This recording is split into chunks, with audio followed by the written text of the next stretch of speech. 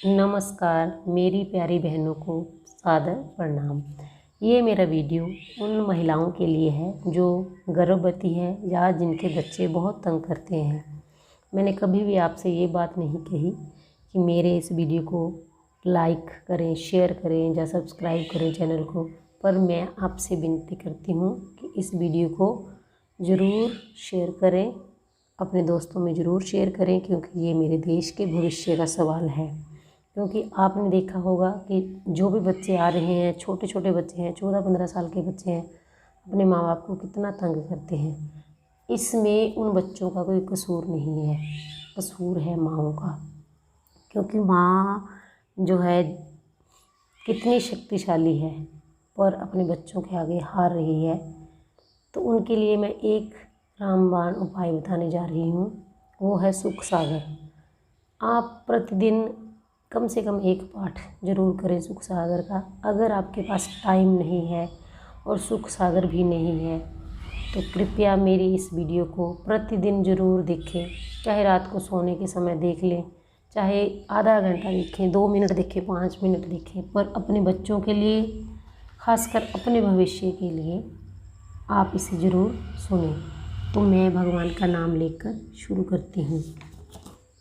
पहले अध्याय से ही शुरू कर दूँगी, जैसा आप चाहेंगे। आप कमेंट सेक्शन में मुझे बता भी सकते हैं कि आपको अच्छी लगी या नहीं लगी, पर प्रतिदिन आपने सुनना है इसे, और नेट में से निकाल कर कृष्ण जी की कोई भी अच्छी मूर्ति जो बालपन की है उसे ज़रूर देखना है। एक समय नैमिषारण्य क्षेत्र में शौनक आदि 88,000 ऋषियों ने सूत जी से कहा, हे सूत जी, अब महाप्रभु की किसी ऐसी लीला का वर्णन करिए जो भक्ति सहित ज्ञान एवं वैराग्य से परिपूर्ण हो। इस कलयुग में प्राणी अपने अज्ञान के कारण संसारिक प्रपंचों में फंसकर राक्षसों के तुल्याचरण कर रहे हैं। उनका सुख चैन नष्ट हो गया है, वे 8 पहर दुखी रहते हैं। हम लोगों की इच्छा है कि आप उनके उद्धार के लिए किसी ऐसे चरित्र का वर्णन करें जिससे उनके भगवत चरणारविंदों की प्राप्ति होकर सुख की प्राप्ति हो। ऋषियों की बात सुनकर सूत जी अत्यंत प्रसन्न होकर बोले, हे ऋषियों, तुम लोगों ने कलयुग जीवों के उद्धार के हेतु जो सुंदर बात पूछी है वह अत्यंत श्रेष्ठ है। काल रूपी सर्प के मुंह में पड़े हुए जीवों के उद्धार के लिए सिर्फ मात्र श्रीमद् भागवत की कथा ही है, जिसे वेद व्यास जी के पुत्र शुकदेव जी ने राजा परीक्षित से कहा था। श्रृंगी ऋषि के श्राप के कारण राजा परीक्षित जब गंगा के तट पर निवास करने लगे, उस समय श्री शुकदेव ने उन्हें श्रीमद् भागवत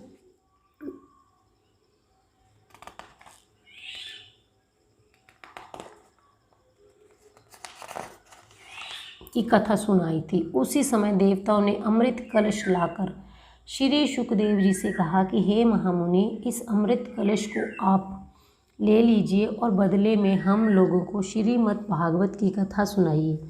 देवताओं की बात सुनकर श्री शुकदेव जी बोले, हे देवताओं, इस अमृत को पीने से तो मनुष्य की आयु केवल देवताओं के समान हो सकती है, किंतु हमारे इस अमृत से कहीं अधिक श्रेष्ठ यह भागवत कथा है, जिसके 1 सप्ताह पढ़ने तथा श्रवण करने से मात्र प्राणी अमर हो जाता है और वह मुक्ति पद पाकर आवागमन से छूट जाता है। विचार करने के बाद राजा परीक्षित तुम्हारे इस अमृत को त्याग करके कथा रूपी अमृत को ग्रहण करेंगे, क्योंकि अमृत और कथामृत में उतना ही अंतर है जितना कि कांच और मणि में होता है। श्री शुकदेव जी के मुख से ये बात सुनकर देवतागण निराश होकर लौट गए। सूत जी ने ऋषियों से कहा, हे ऋषियों, सनकादिक ऋषियों ने देव ऋषि नारद को श्रीमद् भागवत की कथा सुनाने के पश्चात कथा की विधि का वर्णन किया। सूत जी के मुख से यह सुनकर शौनक आदि ऋषियों ने प्रश्न किया, हे सूत जी, देवऋषि नारद तो किसी स्थान पर 2 घड़ी से अधिक ठहरते नहीं, फिर वे इस सप्ताह पारायण को सुनने के लिए एक ही स्थान पर 7 दिन तक कैसे ठहरेंगे? सनकादिक से उनकी भेंट किस प्रकार हुई और सप्ताह यज्ञ किस स्थान पर हुआ? यह सब कथा कृपा करके हमें भी बतलाइए। सूत जी बोले, हे ऋषियों, एक समय सनक, सनंदन, सनातन एवं सनत कुमार चारों भाई भ्रमण करते हुए बद्री नारायण में पहुँचे। वहाँ नारद जी को उदास बैठे देखकर नारद जी से पूछने लगे, हे देवऋषि, आप इतने उदास क्यों बैठे हैं? तब नारद जी ने चारों ऋषियों को प्रणाम करके कहा, हे महाप्रभु, मैं अपनी चिंता आपके सामने कहता हूँ, उसे आप ध्यान से सुनो। मैं काशी, गोदावरी तथा गया आदि समस्त तीर्थ किए, परंतु मैंने सभी स्थलों पर जाकर देखा कि कलयुग के प्रभाव से संसारिक जीव माया में ऐसे लिप्त हैं कि समस्त शुभ कर्मों को छोड़ दिया है।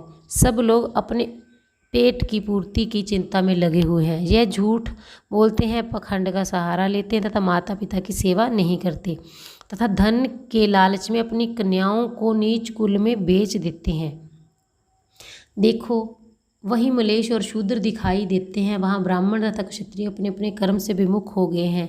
हे प्रभु, मैं सभी स्थानों पर उन लोगों को अपने धर्म से विमुख हुआ देखकर जब मथुरापुरी में यमुना के किनारे पहुंचा, एक जवान स्त्री यमुना के किनारे बैठी रो रही है। उसके पास 2 वृद्ध पुरुष अचेत अवस्था में पड़े हैं। वह मुझे देखते ही खड़ी होकर बोली, हे महाराज, आप थोड़ी देर यहाँ ठहरकर मेरा दुख सुन लीजिए। मैं बड़भागिनी हूँ जो आपके दर्शन पाए। उसकी यह बात सुनकर उससे पूछा कि तू कौन है और ये दोनों पुरुष कौन है जो अचेत पड़े हुए हैं?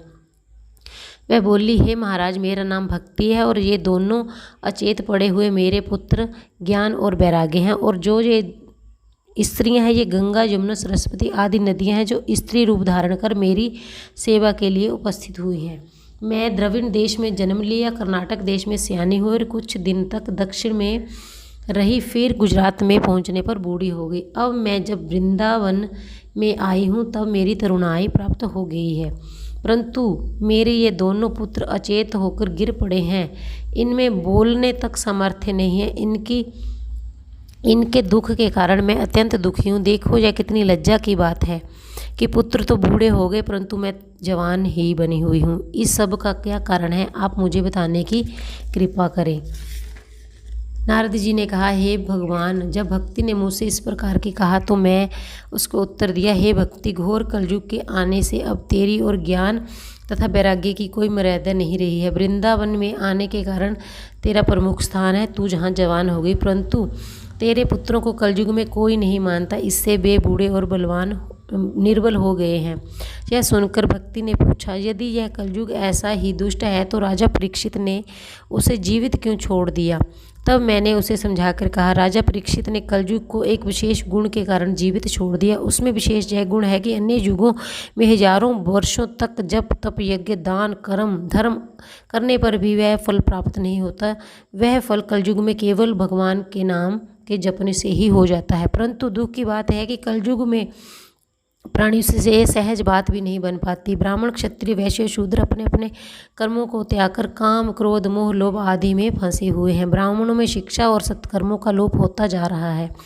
इसी प्रकार क्षत्रिय शिक्षा तथा सत्य को त्याग दीन दुखियों को सताने में लगे हैं। वैश्यों ने अपना व्यवसाय ईमानदारी को छोड़ दिया है और वे झूठ बोलकर अधर्म से धन संचित करने में लगे हुए हैं। शूद्रों ने सेवा को ना उच्च वर्णों का अपमान करना अपना ध्येय बना लिया है। ऐसी स्थिति में यह आवश्यक है कि कलयुग के इस मोहपाश से छूटने के लिए मनुष्य श्री भगवान का नाम जाप करे। भक्ति बोली, हे मुनि, आप धन्य हैं, आप सबका कष्ट दूर करते हैं, अतः मेरा कष्ट भी दूर करिए, मैं आपको प्रणाम करती हूँ। पहला अध्याय खत्म हो चुका है, इसलिए मैं कल आपको दूसरा अध्याय और तीसरा अध्याय सुना दूँगी। धन्यवाद, बहुत बहुत धन्यवाद।